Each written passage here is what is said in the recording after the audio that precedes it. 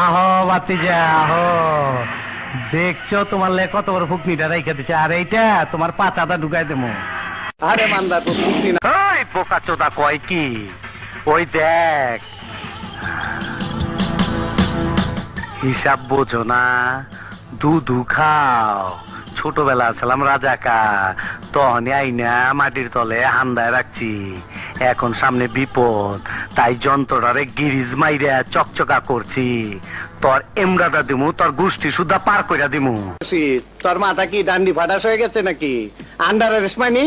অবৈধ অস্ত্র, ড্রাগস আর গোলা বারুদ আমদানির অপরাধে পুলিশ তোমাকে গ্রেফতার করছে। আবে কত কি মস্কারি করার আর সময় পাইলি না। আজ রাইতে মাল ডেলিভারি দিতে হইব। এই তারা কাম শুরু কর।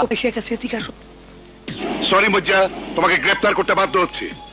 কমিশনার স্যারের ডাইরেক্ট অর্ডার, এই যে ওয়ারেন্ট। দেখছ তো ওয়ারেন্টের মতন তগো ছিঁড়া ফেলামু। কমিশনার জানে না এই মইজার বিরুদ্ধে কেউ সাক্ষী দেয় না।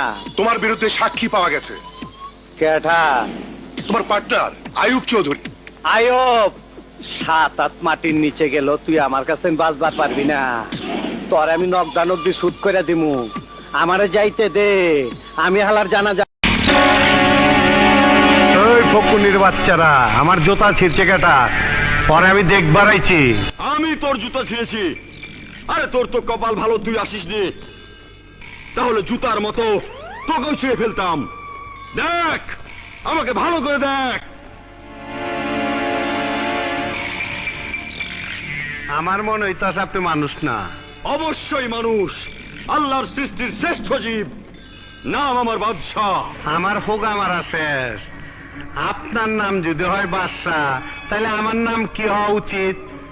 আপনার মতন ফকুনের পোলার নাম বাদশাহ বলেই তো দেশের আজ এই অবস্থা। এই দুনিয়াতে কবে আইছেন? ধরে নে, তুই যেদিন এসেছিস আমিও সেদিন এসেছি। এই এতদিন বাইচে আছে কেমনে? আমার মনে হয় অসুস্থ।